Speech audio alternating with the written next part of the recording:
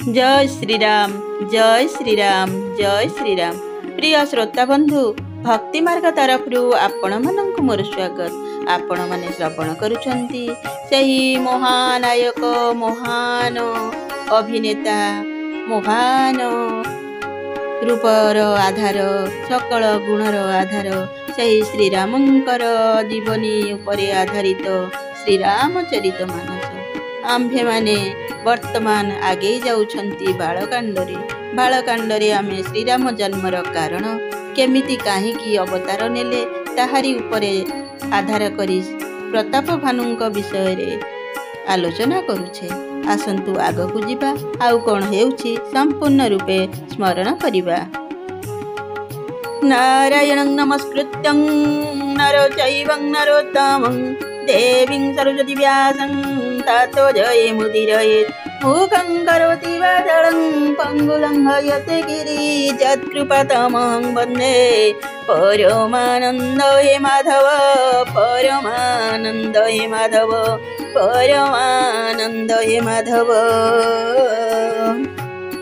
राजा के ऊपर हित ही हरि लई गयऊ बवरी लई राखेसी गिरी खो महु माया करी मति भरी।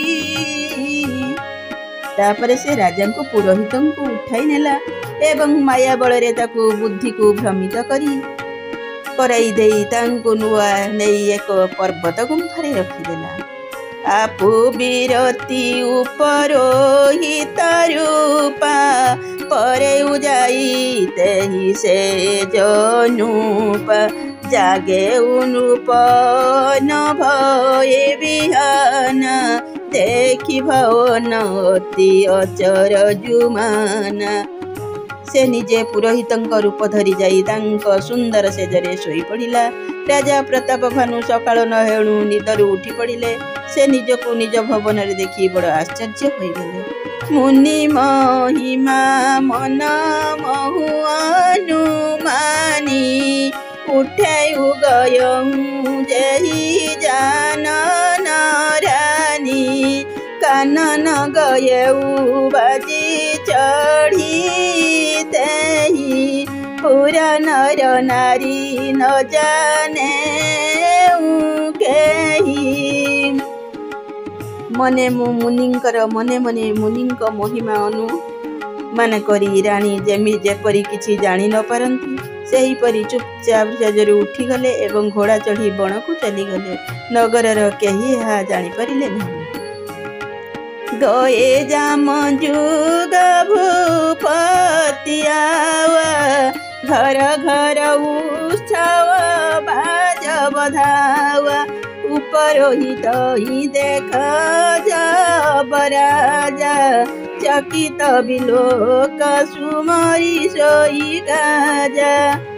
दीपहर गड़ी जीवा परे से फेरिले।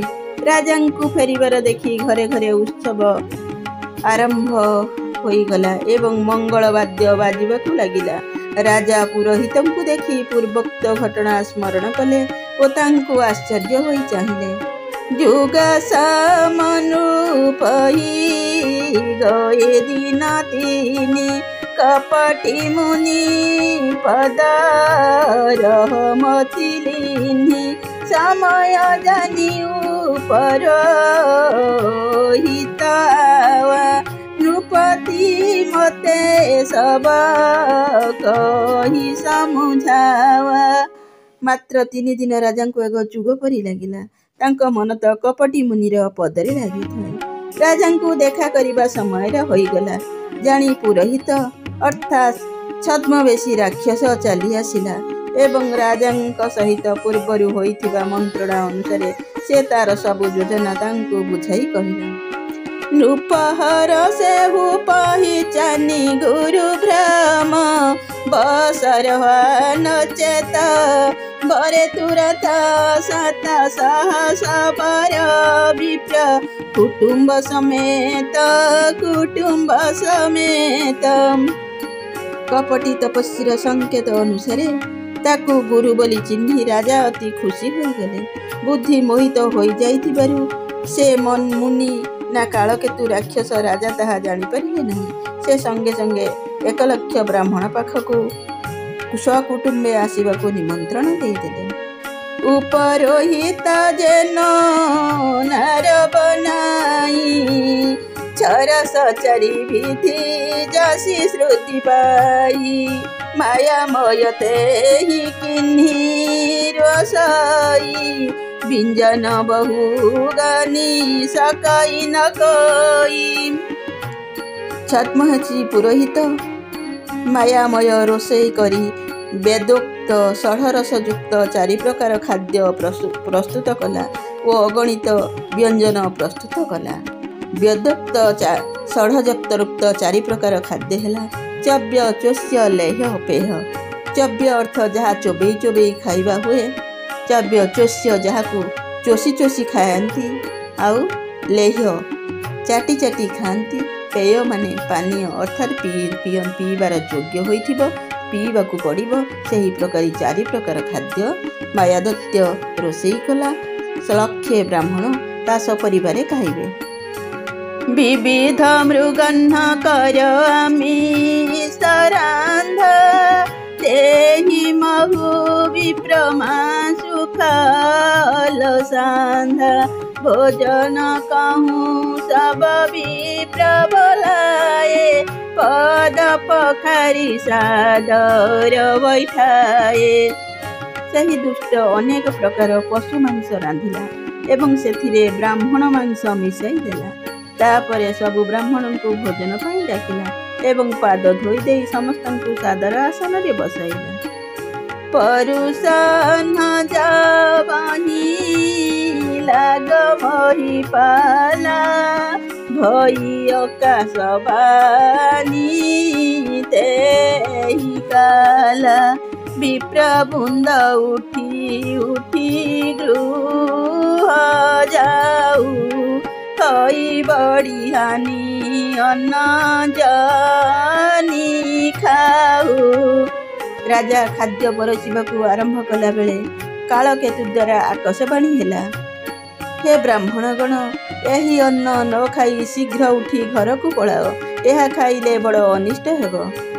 ଭୟ ରୋଷଇ ଭୂଷୁର ମାସୁ ସବଦି ଉଠେ ମାନି ବିଶ୍ୱାସୁ ଭୂପ ବିକଲ ମତି ମୋହି ଭୁଲାନି ଭାଇ ବସନ ଆଉ ମୁଖବାଣୀ। ଏଥିରେ ବ୍ରାହ୍ମଣମାନଙ୍କର ମାଂସ ରନ୍ଧା ହୋଇଛି। ଆକାଶବାଣୀକୁ ବିଶ୍ୱାସ କରି ସବୁ ବ୍ରାହ୍ମଣ ଉଠି ଠିଆ ହୋଇଗଲେ। ଘଟଣା ଦେଖି ରାଜା ବ୍ୟାକୁଳ ହୋଇଗଲେ, କିନ୍ତୁ ତାଙ୍କ ବୁଦ୍ଧି ତ ଭ୍ରଷ୍ଟ ହୋଇଯାଇଥିଲା। ଅଦୃଷ୍ଟବଶ ହୋଇଯାଇଥିବାରୁ ତାଙ୍କ ପାଟିରୁ ପଦେ ବି କଥା ବାହାରିଲା ନାହିଁ। ବୋଲେ ବିପ୍ରଶାକ ତବ ନାହିଁ କଛୁ କିହ୍ନ ବିଚାର ଯାଇ ନିଶାଚର ହଉ ନୃପ ମୂଢ଼ ସହିତ ପରିବାର। ସେତେବେଳେ ବ୍ରାହ୍ମଣମାନେ କୌଣସି ବିଚାର ନ କରି କ୍ରୋଧରେ କହି ଉଠିଲେ, ଆରେ ମୂର୍ଖ ରାଜା, ତୁ ସପରିବାର ରାକ୍ଷସ ହୋଇଯା। ଛତ୍ରବନ୍ଧୁ ତହିଁ ବିପ୍ରବଲାଇ ଘାଲଇଲିଏ ସହିତ ସମୁଦାୟୀ ଈଶ୍ୱର ରାଖା ଧର ମହାମାରା ଜୈସ ଜୟ ସୀତାଇ ସಮೇତ ପରିବାର ସମ୍ବତ ମଧ୍ୟ ନାଶ ତଉ ଜଲଦାତନ ରହି କୁଲ କଉ ଶୁନି ସୁପ ଶ୍ରାପ ବିକଲତି ତ୍ରାସା ଭୈବ ହରିବର ଗିରାକାଶ ବିପ୍ରହୁ ସାପ ବିଚାରି ନ ଦିନା ନହି ଅପରାଧ ଭୂପ କଛୁ କିନା चकित विप्र सब सुनि न भवानी भूप गयौं जहाँ भोजन खानी। रे निज क्षत्रिय तू तो परिवार सहित ब्राह्मण मानंकु डकाई सेमानंकु नष्ट करिदेबाकु चाहुथिलु। ईश्वर आम धर्म रक्षा कले एथर तू सपरिवार नष्ट होइजिबु। गोटिए वर्ष भितरे तोर सर्वनाश होई जाऊ। तो कूଳରେ पानी देबाकु भी केही न रहू। अभिशाप शुणी राजा भयहु अत्यंत व्याकुल होइगले। सेतिके बेले पुणी थरे श्रेष्ठ अर्थात प्रकृत आकाशवाणी हैला, हे ब्राह्मणगण तुम्भे माने बुझी विचारी साप देईनाह। राजा कौनसी अपराध करिनाहांती। आकाशवाणी शुणी ब्राह्मण माने चकित होइगले। तापरे जेउठी भोजन सामग्री प्रस्तुत होइथिला राजा सेई स्थान को गले। बंधु माने आजि पई एतिकी, पुणी साक्षात हेब आगामी अध्याय रे।